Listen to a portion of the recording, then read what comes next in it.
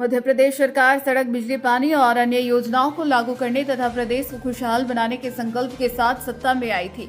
आज देखो क्या हो रहा। अवैध खनन, बदहाल और गड्ढे युक्त सड़कें चारों ओर, हर जगह राजनीति हो रही। बेरोजगारी चरम सीमा पर है। प्रदेश की सरकार किसानों की सरकार का नारा देने वाली भाजपा से आज किसान खुद परेशान है। उनकी उपज का सही मूल्य और किसानों को समय पर खाद बीज का संकट गहराता जा रहा है। उक्त आरोप लोकतांत्रिक समाजवादी पार्टी के संरक्षक रघु ठाकुर ने गोटेगांव आगमन पर स्थानीय विश्राम गृह में व्यक्त किए। उन्होंने कहा, आज जहां देखो संपूर्ण प्रदेश में किसानों की उपज की खरीदी भी चल रही, वहां भी संतोषजनक कार्य नहीं है। जनप्रतिनिधि भी अपना कार्य सही ढंग से न करके मनमाने तरीके से कार्य कर रहे हैं। एक प्रश्न के उत्तर में उन्होंने यह भी कहा कि सांसदों और विधायकों सहित मंत्रियों और तमाम देश के जनप्रतिनिधियों को वेतन और आगे पेंशन देने की प्रक्रिया बंद होनी चाहिए। वो जनप्रतिनिधि है, कोई शासकीय सेवक नहीं जो लंबी अवधि पूर्ण करके पेंशन पाते हैं। उन्होंने यह भी कहा कि सरकार को राजनीति में पेंशन और वेतन सहित अन्य सुविधाएं बंद कर देनी चाहिए। साथ ही श्री ठाकुर ने कहा कि आज समूचे प्रदेश तो क्या पूरे देश में गरीबों को राशन सरकार दे रही, सुविधाएं दे रही और आज की सरकार पूंजीपतियों की सरकार है, जबकि मध्यम वर्ग आज के समय में बहुत ज्यादा ही परेशान है। अंबानी और अडानी की सरकार है, केंद्र सरकार पहले पूंजीपतियों की सुनती है। ऐसा आरोप भी उन्होंने केंद्र की सरकार पर लगाया है।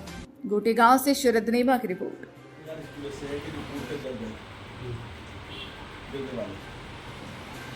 तो अगर सरकारें स्कूलों की मरम्मत नहीं करा पा रही तो कौन जाएगा बच्चा पढ़ने? आप देखिए राजस्थान में तीसरी घटना हुई, झालावाड़ में हुई।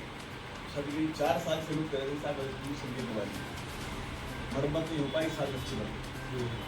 जैसलमेर में 1 बच्चे मर। अभी फिर एक घटना हुई आंगनबाड़ी की स्कूल में, बच्ची जो उसमें पूरी था। तो सारे देश में और मध्य प्रदेश में स्थिति है कि स्कूलों की मरम्मत हो, शिक्षा की कोई व्यवस्था नहीं और सरकार का पैसा कहाँ जाता है। बल्कि सरकार ने अभी कुछ दिन पहले द्वारा निर्णय किया, जो दिल्ली में सरकार ने विस्टा प्रोजेक्ट लागू किया, इसमें नई संसद बनाई है, नए प्रधानमंत्री आवास बना रहे हैं, वही विस्टा प्रोजेक्ट अब भोपाल में है। दिल्ली की सरकार ने 25,000 करोड़ का खर्च किया उसके ऊपर और उस खर्च करने के बाद भी हासिल नहीं। अब जानना चाहते हैं कि जहाँ पर संसद की पुरानी बनी उस संसद को छोड़ कर नई शुरू करने का औचित्य क्या है? प्रधानमंत्री का आवास का नया बनाने का औचित्य क्या है? पर सारा का सारा जो निर्माण से कार्य कर रहे हैं उसके पीछे भ्रष्टाचार। अब मध्य प्रदेश सरकार ने भी कर दिया, जैसा दिल्ली का विस्टा प्रोजेक्ट बना है मतलब सचिवालय। अब एक जो सचिवालय है, जब मध्य प्रदेश सचिवालय करता है अधिकारी 1.5 गुना ज्यादा था, तो सचिवालय पर्याप्त है। अब नया सचिवालय बनाया जा रहा है वहां पर बंगले बनाए गए।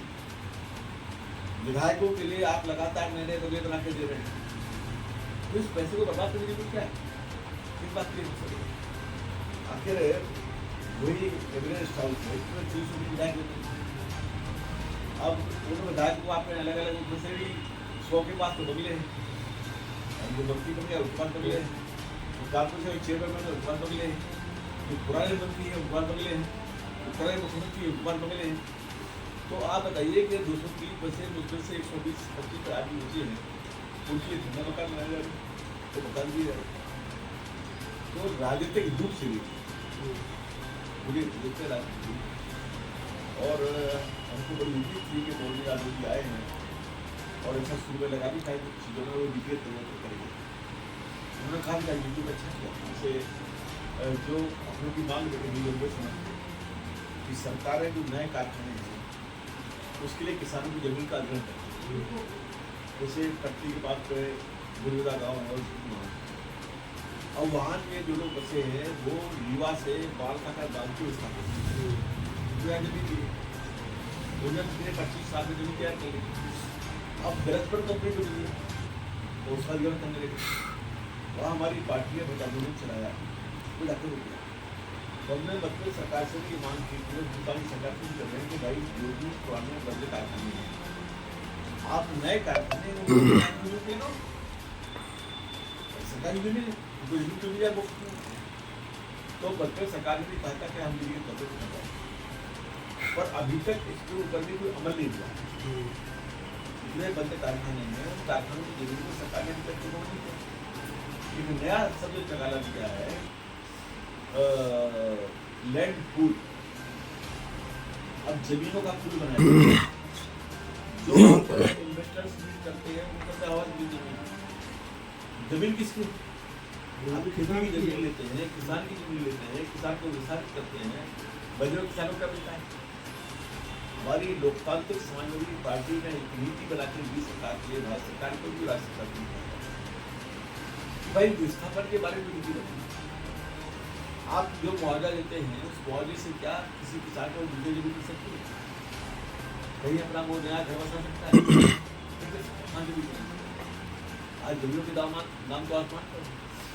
तो अगर आप किसी कारण से, पहले नंबर एक तो ये कि आपको कारखाने को या किसी काम को जमीन लेना है तो जो बंजर जमीन है उसका नंबर 2, अगर मान लीजिए कहीं पर बंजर जमीन नहीं है, जो बंद कारखाने हैं उनकी जमीन आज सारे हिंदुस्तान में कारखाने जो अपनी जमीन लीजिए ना, बलिया का बिरला मिल बंद है, कुकचंद मिल बंद है, आपके पटना मिल बंद है, बहुत तरह की बहुत सारी जमीन खाली पड़ी हुई है। तो बंद कारखाने हैं उनकी जमीन लीजिए। नंबर 3, आप अगर किसी किसान की जमीन लेने की कोई लाचारी भी आ जाए तो उस किसान के लिए मुआवजे के साथ साथ उस कारखाने के 25% पे आप तो बगैर मूल्य का शेयर भागी बनाएगा, ताकि उनके लिए उसका व्यू मिलता है, तो मिलता है। ये सरकार से भी परंतु अभी तक सरकार ने भाई साहब, केंद्र सरकार और मध्य प्रदेश सरकार ये सबका साथ, सबका विकास और सबका विश्वास कह के आई है, इसमें आपका क्या कहना है? देखिए, ये जो सरकार बनी है, जो एनडीए है, सुप्रीम कोर्ट के लिए 42%, 58% तो विश्वास करेंगे। और अगर आप अकेले भाजपा के देखते हैं तो 32 से 30%, तो मतलब है कि 70% का विश्वास है।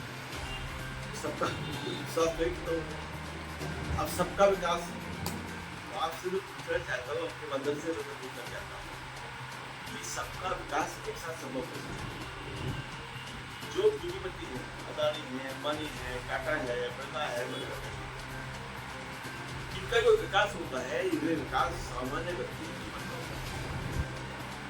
एक जो पूंजीपति बनता है वो हजारों और लाखों गरीबों की लाश पड़ जाता है। आप इतना विकास साथ में कैसे कर सकते हैं? एक बाजार का व्यापारी है, वो दाम बढ़ा के बेच रहा है। दवा कारखाने वाला एक रुपये की दवा बनाता है और 50 में बेचता है। तो आप उस दवा के दुकानदार व्यापारी का उत्पादन करने वाले का विकास करेंगे, जो 50 गुना पैसा ले रहा है, और उपभोक्ता का भी बेचारा दवाई खरीद कर सबका साथ का विकास करेंगे।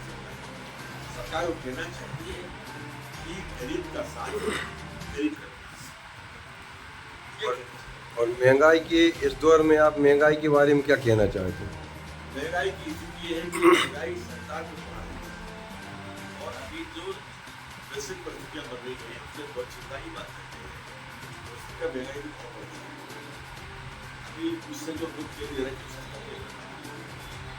अगर जो अंतर्राष्ट्रीय स्थितियाँ हैं इनमें कोई परिवर्तन बहुत बड़ा बात है।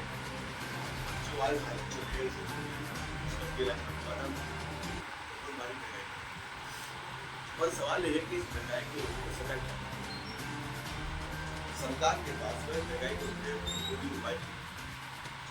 हम कहना चाहते हैं, लोकतांत्रिक समाजवादी पार्टी कहना चाहते हैं कि 1960 के दिसंबर में डॉक्टर राममनोहर लोहिया ने एक काम में इस काम नीति का प्रस्ताव लिखा, खेत खलिहान की फसल या कारखाने के ऊपर लागत मूल्य से 50% भी ज्यादा है। अब देखिए, अभी जो सरकारें हैं, ये सरकारें किसान के लिए तो सीमा बांध रही हैं कि हम आपको साथ एमएसपी देंगे, एमएसपी चाचा के साथ लागत मूल्य बढ़ाते हैं, और कारखाने वाले की क्या सीमा है? क्योंकि किसान की फसल का दाम सरकार तय कर रही है। तो आप तो 1.5 गुना की बात कर ली, कहीं 1.5 गुना दे रहे हैं कि कम भी दे रहे हैं, और कारखाने वाले के ऊपर तो 1 रुपये का हमारी पार्टी का कहना है कि हिंदुस्तान में दाम होना चाहिए, किसान को लागत मूल्य से 1.5 गुना न्यूनतम, उद्योगपति को लागत मूल्य से 1.5 गुना अधिकतम, ये नीति बन जाए तब जाके